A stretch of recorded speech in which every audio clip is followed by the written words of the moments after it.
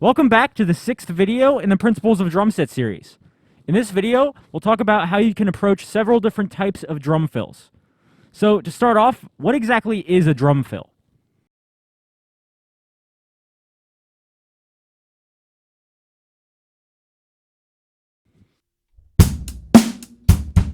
A drum fill is something you play to break up the repetition of a groove. The goal of a drum fill is usually to either continue the momentum in a phrase or lead the song to a new section or phrase. Now, there are a million different ways to implement a drum fill in a song, but I'd like to break them down to 3 common possible situations where they'd be useful. The first type of drum fill is used to continue momentum and flow in a groove. These fills are usually only 1 to 2 beats long and try not to distract too much from the groove itself. Some can be as simple as even opening the hi-hat on the and of 4.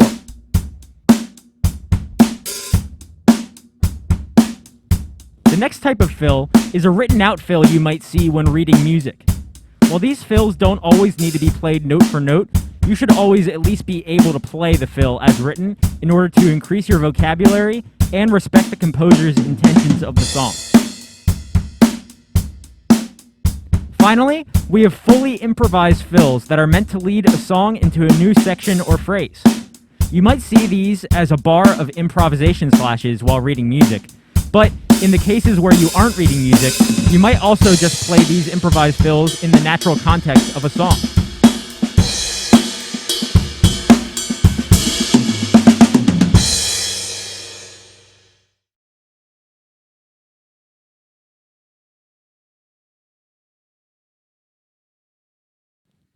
Now that we know about the 3 main types of drum fills, let's dive a little deeper and talk about how you can approach them individually, starting with the small fills you can use in the context of a groove.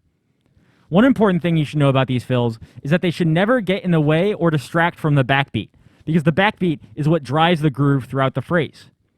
A really good way to approach this is just by emphasizing the backbeat with a pickup note, either on the snare drum, a tom, or the hi-hat, for example.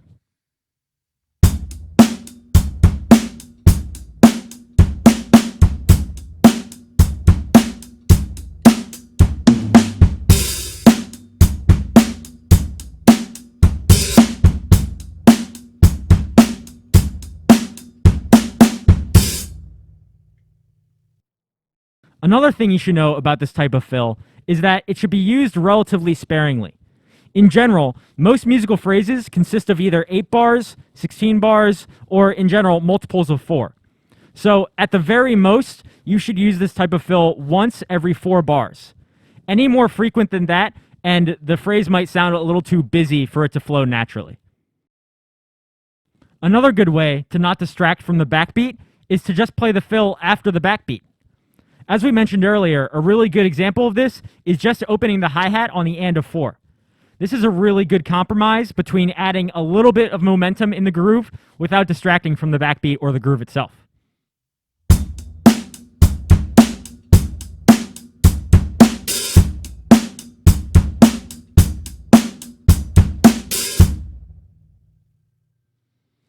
If you want to add a little bit more to that, you could add a snare drum or a tom with the hi-hat to add a little more oomph and a little more momentum in the groove.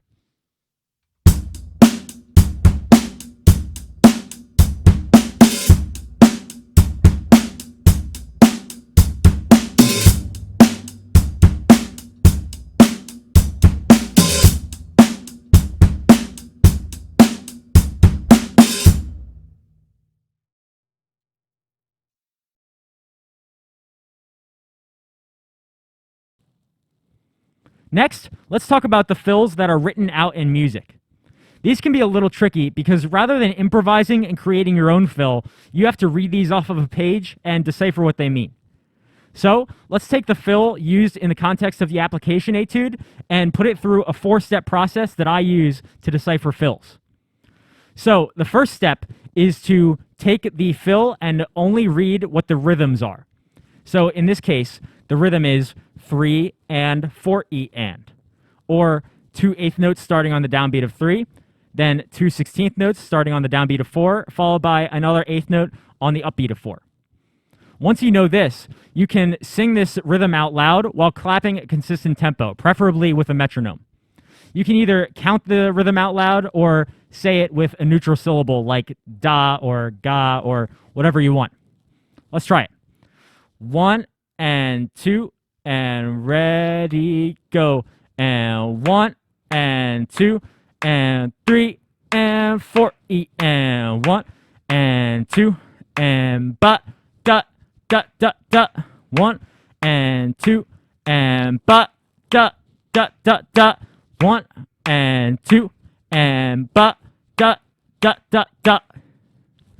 Once you feel comfortable with that, then you can move on to playing it in the context of a groove on the snare drum only. This way, you get the feel for transferring that rhythm to your hands without actually orchestrating it around the kit yet. It sounds something like this.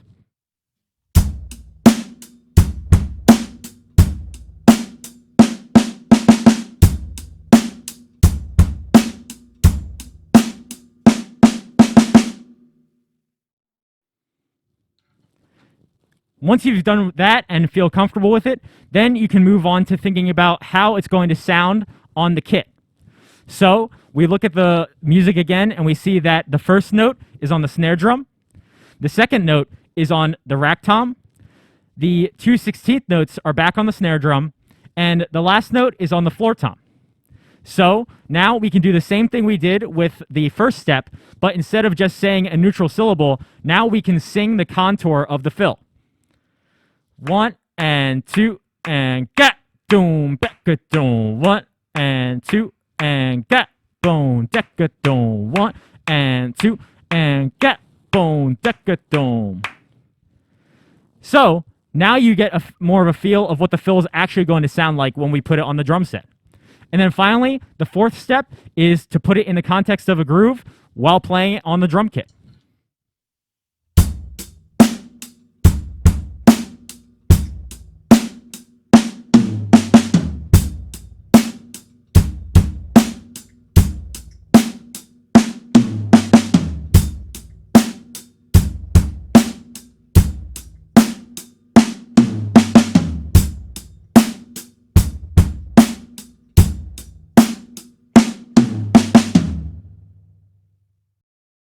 And there you go. 4 easy steps you can use on any written out fill to decipher what it means and how to apply it to the drum set.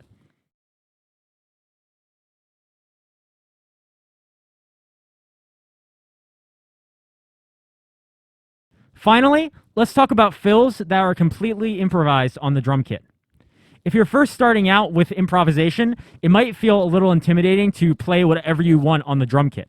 So we can follow a similar 4-step process to the written out fills in order to make an exercise for us that helps with creativity and applying those creative ideas to the drum kit.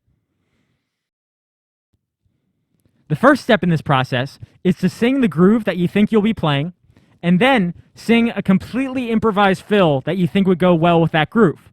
So, for example, I could sing boom cat boom boom cat boom cat boom boom cat boom cat boom boom cat cat boom boom cat boom boom boom boom boom.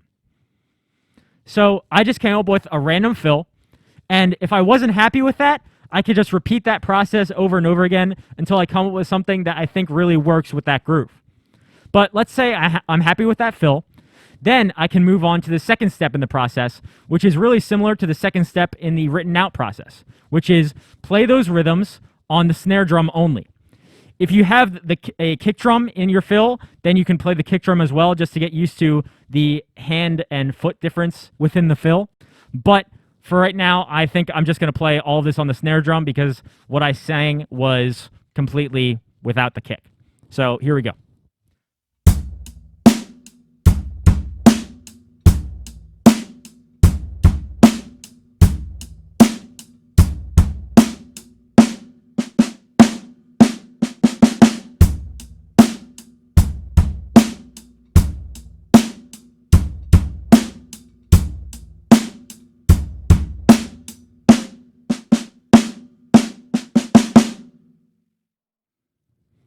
Notice that I'm playing with dynamics when I'm playing just on the snare drum.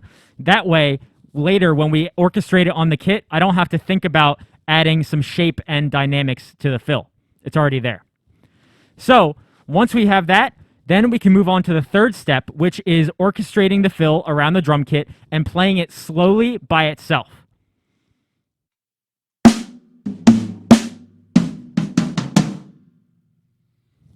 I wasn't quite happy with that, so let's try another orchestration.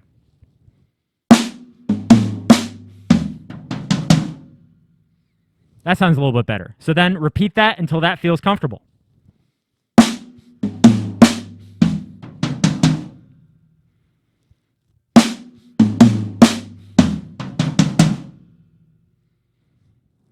Then, once you've got that down, move on to the fourth step, which is implementing it into the groove.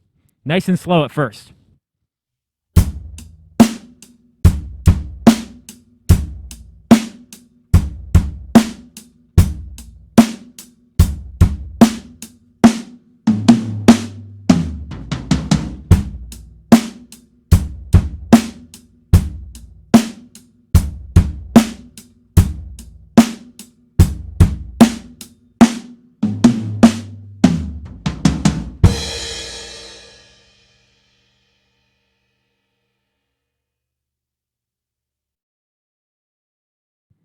So, through these 4 steps, we're able to engage our creativity a little bit and apply it methodically to the drum kit. But remember, this is just an exercise, so that over time we can improve our improvisation skills, and eventually, when we see those slashes in the music or feel the right moment in the context of a song, create an appropriate fill on the spot without having to think of it beforehand. That's going to be it for this episode in the Principles of Drum Set series. I hope you enjoyed learning about these different types of fills and learning about how you can improve your improvisation and reading skills in order to incorporate these fills into your playing. I'll see you next time, where we'll discuss the application etude and how it applies to everything we learn throughout the series.